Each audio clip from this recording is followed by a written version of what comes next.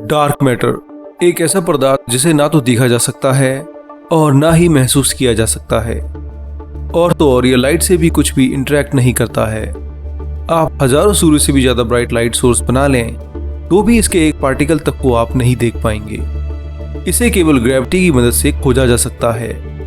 Dark matter हर जगह मौजूद है। इसी के कारण हमारी और सभी गैलेक्सीज टिकी हुई हैं। अधिकतर पूरे ब्रह्मांड में इसी का बोलबाला है। ब्रह्मांड में जितना मैटर नहीं है उससे 5 गुना ज्यादा डार्क मैटर है, लेकिन हमें इसके बारे में अभी भी कोई क्लियर और सॉलिड जानकारी नहीं है। आज तक इसके बारे में जितना भी डेटा कलेक्ट किया गया है वह सब पूरी तरह से मैथमेटिकल है, लेकिन शायद अब चीजें बदलने वाली हैं। 2023 में यूरोपियन स्पेस एजेंसी ने एक स्पेस टेलीस्कोप को लॉन्च किया था जिसका नाम था यूक्लिड। इसे बनाने और लॉन्च करने के पीछे वैज्ञानिकों का मात्र एक मकसद था, और वह था डार्क मैटर के रहस्य से पर्दा उठाना। इंटरेस्टिंग बात यह है कि अपनी लॉन्च से मात्र 1 साल बाद ही इसने ऐसी चीजों को कैप्चर करना शुरू कर दिया जो पहले कभी नहीं देखी गई थी। ये टेलीस्कोप हबल और वेब से बहुत ही अलग है और करीब 150 करोड़ गैलेक्सीज को स्पेशली देखने के लिए इसे बनाया गया है। यह हर गैलेक्सी में लगभग सब कुछ देख सकता है, पर इसके लिए सबसे इम्पोर्टेंट है डार्क मैटर और डार्क एनर्जी, जिसके कारण गैलेक्सीज अपनी शेप में रहती हैं और हमारा ब्रह्मांड लगातार फैलता रहता है।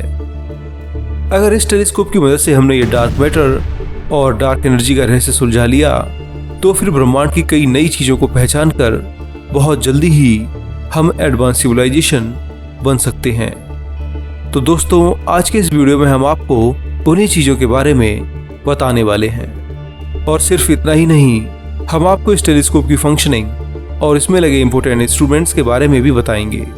हर दिन 100 GB डेटा को पृथ्वी पर भेजने वाले इस टेलीस्कोप की वीडियो को आप अंत तक जरूर देखिएगा।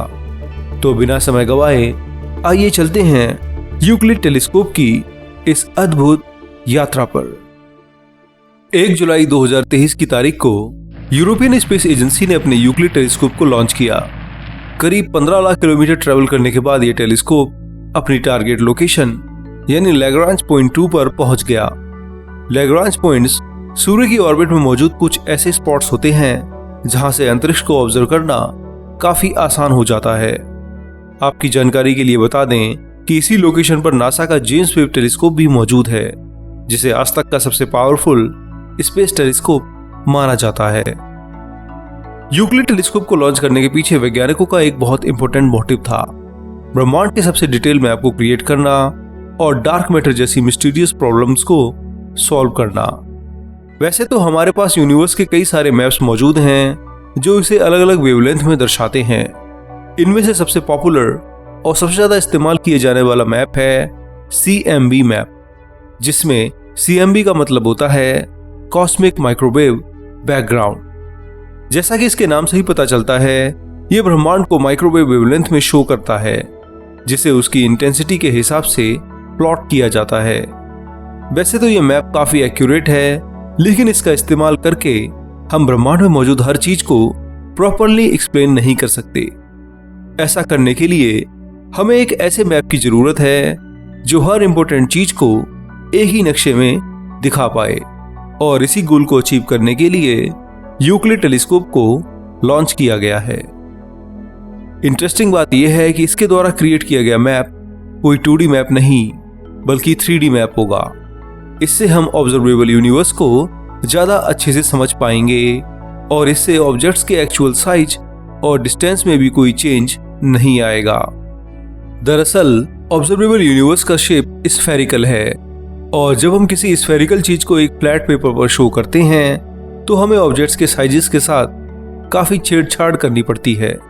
For example, countries and continents को शो करने के लिए हम नॉर्मली इस तरह के फ्लैट मैप का इस्तेमाल करते हैं। वैसे तो ये काफी यूजफुल है, लेकिन आपको जानकर हैरानी होगी कि इसमें ऑलमोस्ट हर लैंडमार्क का साइज गलत दिखाया गया है। जरा ग्रीनलैंड और अफ्रीका पर नजर डालिए। इस मैप को देखकर कोई भी व्यक्ति इस कंक्लूजन पर पहुंचेगा कि दोनों का साइज ऑलमोस्ट बराबर है, क्योंकि मैप में कुछ ऐसा ही दिख रहा है, लेकिन रियलिटी इससे काफी अलग है। अगर इन दोनों लैंड मासेस को साइड बाई साइड रखा जाए तो ये कुछ ऐसे दिखाई देंगे। मैप में देखने पर भले ही ग्रीनलैंड बहुत बड़ा दिखे, लेकिन उसका एक्चुअल साइज अफ्रीका के कुछ कंट्रीज से भी छोटा है। अगर हम यूनिवर्स को भी ऐसे ही किसी मैप पर दर्शाने की कोशिश करेंगे तो हमें ऑब्जेक्ट्स का एक्यूरेट साइज नहीं मिल पाएगा। यही कारण है कि यूक्लिड को 3D स्फेरिकल मैप क्रिएट करने के लिए प्रोग्राम किया गया है। इंटरेस्टिंग बात तो यह है कि अक्टूबर 2024 में 3D मैप के पिछले हिस्से को ऑलरेडी सेंड कर चुका है। आगे चलकर जैसे जैसे नए हिस्सों को कैप्चर करता जाएगा वैसे वैसे यूनिवर्स का मैप रेडी होता रहेगा। आइए अब जानते हैं कि यूक्लिड टेलीस्कोप काम कैसे करता है। यूक्लिड एक बहुत ही अनोखा टेलीस्कोप है और इसे अनोखा बनाने के पीछे 3 मेजर चीजों का हाथ है। इनमें से पहली चीज है इसका अल्ट्रा वाइड लेंस। किसी भी टेलीस्कोप या कैमरे का सबसे इंपॉर्टेंट हिस्सा उसका लेंस ही होता है और यूक्लिड टेलीस्कोप के साथ भी कुछ ऐसा ही है। इसका अल्ट्रा वाइड लेंस अरबों लाइट ईयर्स के प्रकाश को एक साथ कैप्चर कर सकता है, जो किसी भी दूसरे टेलीस्कोप के मुकाबले काफी ज्यादा है। ये जानकर आपके होश उड़ जाएंगे कि ये पृथ्वी से 10 अरब लाइट ईयर्स दूर की आकाशगंगाओं को भी आराम से कैप्चर कर सकता है, और वो भी क्लियर डिटेल्स के साथ। अगर इसे ग्राउंड बेस्ड टेलीस्कोप से कंपेयर किया जाए तो इसका रेजोल्यूशन उनके मुकाबले करीब 4 गुना ज्यादा है।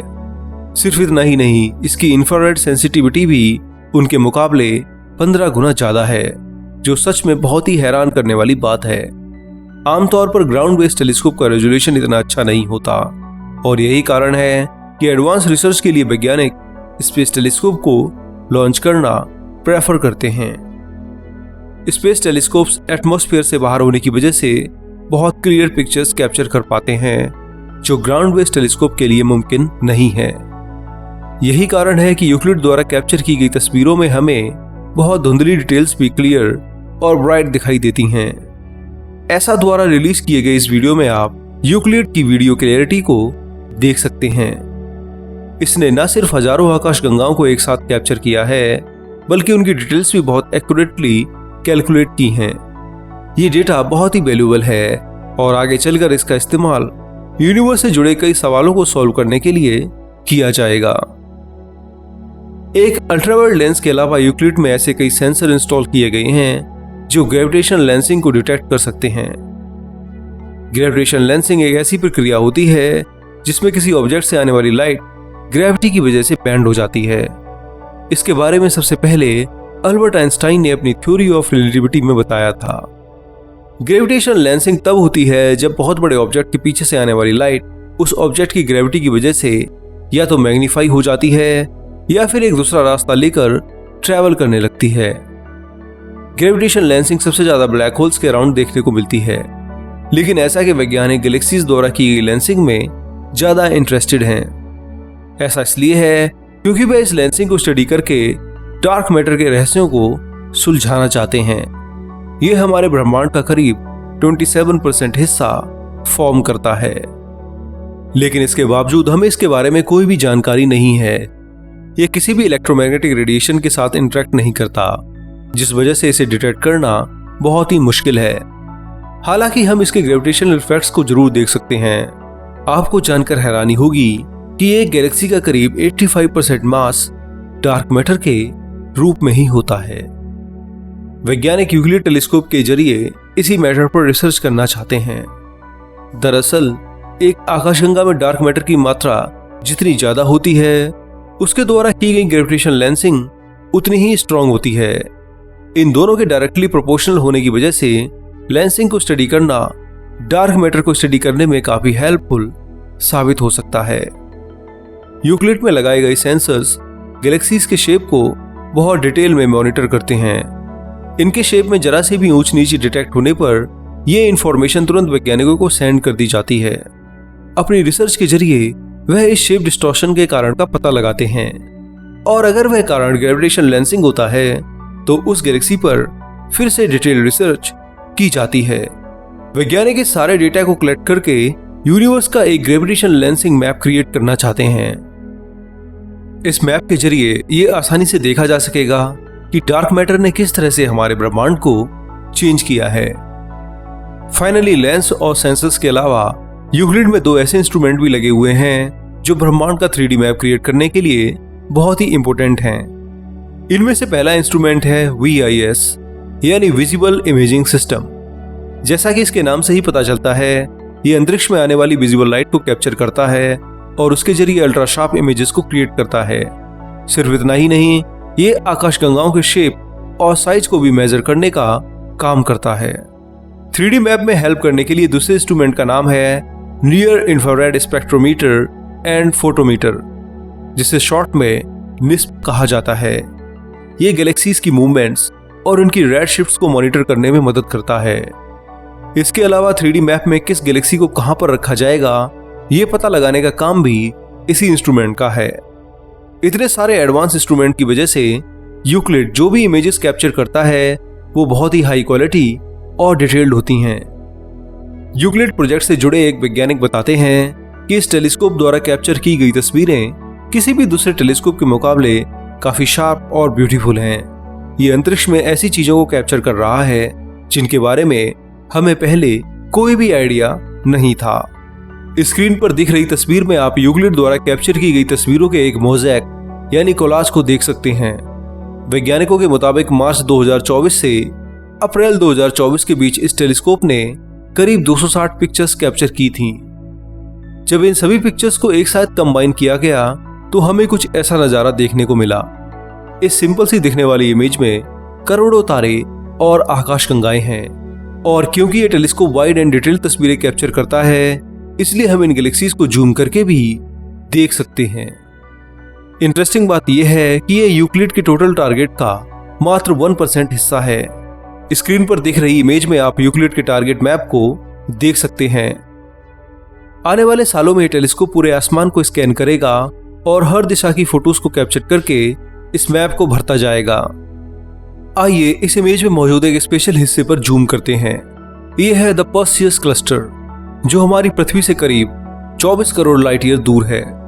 ये एक विशाल गैलेक्सी क्लस्टर है जिसमें 1000 से भी ज्यादा आकाशगंगाएं प्रेजेंट हैं। इस इमेज में वह 1000 गैलेक्सीज तो विजिबल हैं ही, साथ में आप करीब 1 लाख बैकग्राउंड गैलेक्सीज को भी ऑब्जर्व कर सकते हो। वैज्ञानिकों के मुताबिक इन विशाल गैलेक्सी क्लस्टर्स को आपस में बांधे रखने के पीछे डार्क मैटर का हाथ है। एक थ्योरी के मुताबिक डार्क मैटर अपने आप को फिलामेंट्स के रूप में अरेंज करता है और इन फिलामेंट्स के जरिए ही इतनी सारी आकाशगंगाएं एक साथ कनेक्टेड रह पाती हैं। पर्सियस क्लस्टर पर वैज्ञानिक पहले भी रिसर्च कर चुके हैं और इसमें मौजूद ज्यादातर गैलेक्सीज को अच्छे से स्टडी किया जा चुका है।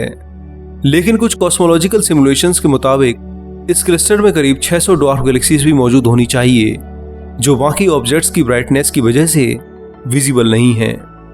जब इन गैलेक्सीज को खोजने के लिए यूक्लिड का इस्तेमाल किया गया तो एस्ट्रोनॉमर्स को करीब 630 नई गैलेक्सीज मिली।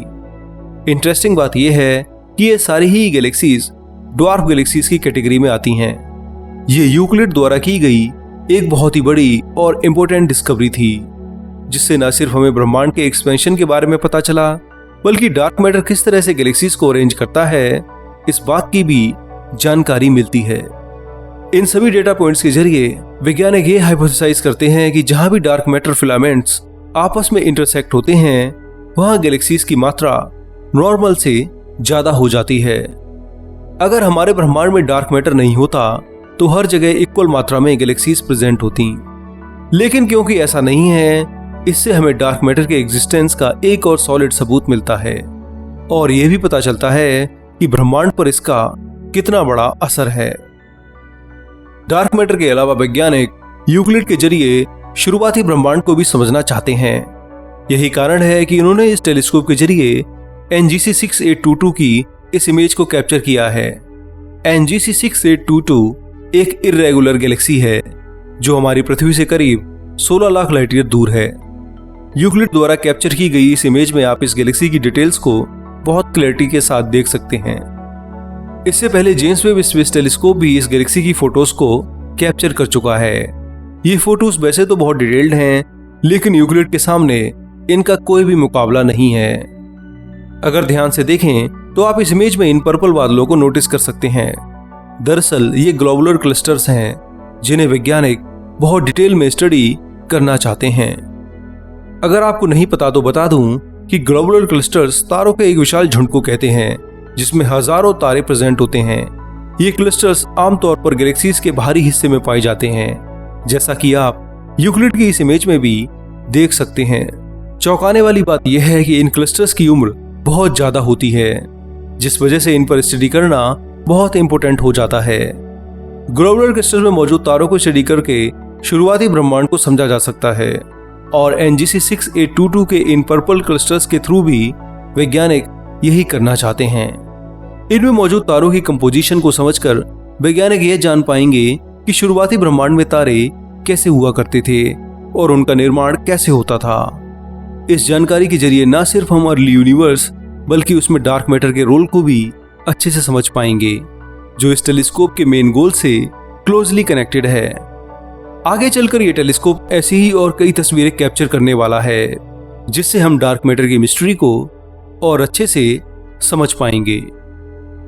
ये एस्ट्रोनॉमी के इतिहास का सबसे इंपॉर्टेंट टेलीस्कोप साबित हो सकता है, क्योंकि ये ऐसी चीजों को खोजने की कोशिश कर रहा है जिनके बारे में हमें कोई भी जानकारी नहीं है। फिलहाल दोस्तों इस वीडियो में इतना ही। वैसे आपको हबल, जेम्स वेब और यूक्लिड में सबसे अच्छा टेलीस्कोप कौन सा लगता है, हमें नीचे कमेंट करके जरूर बताइएगा। इसके साथ साथ आप इस वीडियो को लाइक और शेयर भी करें और हमारे साइमे चैनल को भी सब्सक्राइब करें। अब मैं आप लोगों से मिलूंगा अगले हफ्ते एक और मजेदार साइंस वीडियो के साथ। तब तक के लिए नमस्कार, जय हिंद, आपका दोस्त शिवम।